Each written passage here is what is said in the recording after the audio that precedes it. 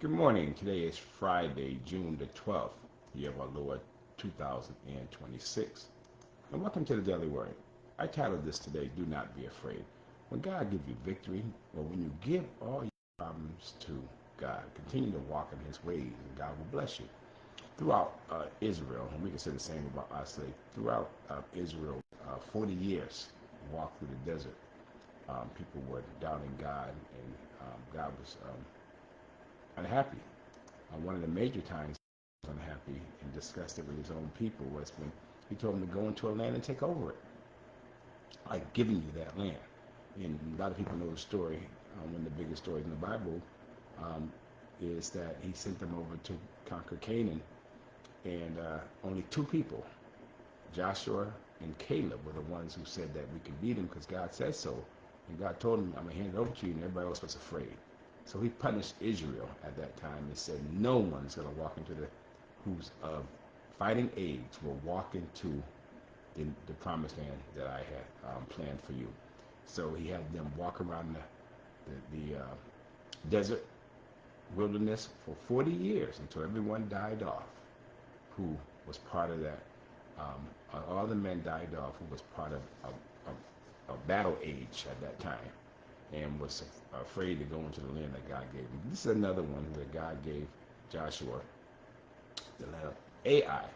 He told him, don't be afraid. Go in and take over it. I've given it to you. Let me go ahead and read it. It's a lot of reading this morning, but I'll end with the end of it. I'm in Joshua chapter 8. I read verses 1 through 29. Then the Lord said to Joshua, do not be afraid or discouraged. Take all your fighting men and attack Ai, for I have given you the king of Ai, his people, his town, and his land.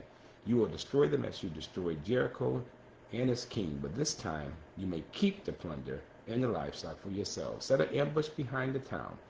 So Joshua and all the fighting men set out to attack Ai. Joshua chose 30,000 of the best warriors and sent them out at night with the orders, hide in the ambush close behind the town and be ready for action.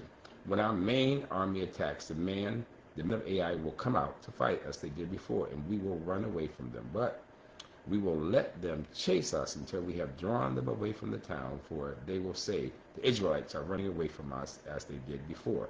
Then, while we are running from them, you will jump up from your ambush and take possession of the town, for the Lord your God will give it to you. Set the town on fire as the Lord has commanded, and you have your orders.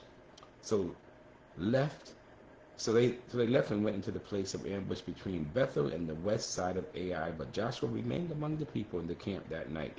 Early in the next morning, Joshua roused his men and started toward Ai, accompanied by the elders of Israel. All the fighting men who were with Joshua marched in front of the town and camped on the north side of Ai with a valley between them and the town. That night, Joshua sent about 5,000 men to lie in ambush between Bethel and Ai on the west side of the town. So they stationed the main army north of the town and the ambush west of the town. Joshua himself spent that night in the valley. When the king of Ai saw the Israelites cross the valley, he and his army hurried out early in the morning and attacked the Israelites at a place overlooking the Jordan Valley. But he didn't realize there was an ambush behind the town.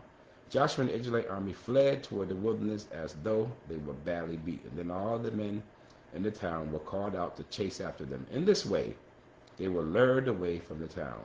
There was not a man left in Ai or Bethel who did not chase after the Israelites in the town, and the town was left wide open. Then the Lord said to Joshua, point the spear in your hand toward Ai, for I will hand the town over to you. Joshua did as he was commanded.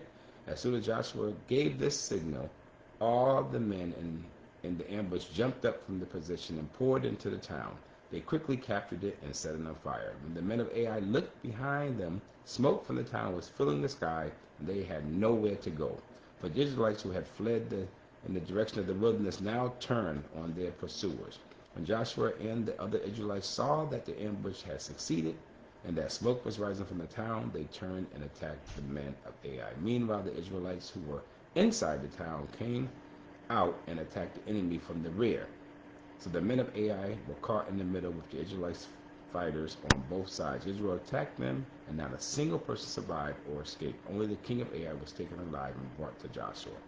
When the Israelites' army finished chasing and killing all the men of Ai, in the open fields, they went back and finished off everyone inside. So the entire population of Ai, including men and women, was wiped out that day. 12,000 in all, for Joshua kept holding out the spear until everyone who had lived in Ai was completely destroyed. Only the livestock and the treasures of the town were not destroyed, for the Israelites kept these as plunder for themselves as the Lord had commanded Joshua. So Joshua buried the town of Ai, and it became a permanent mound of ruins, desolate to this very day.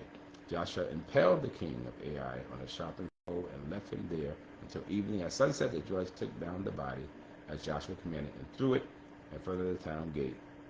They piled a great heap of stones over him that can still be seen today. That's it. God bless you. God willing, we'll see you again on Saturday.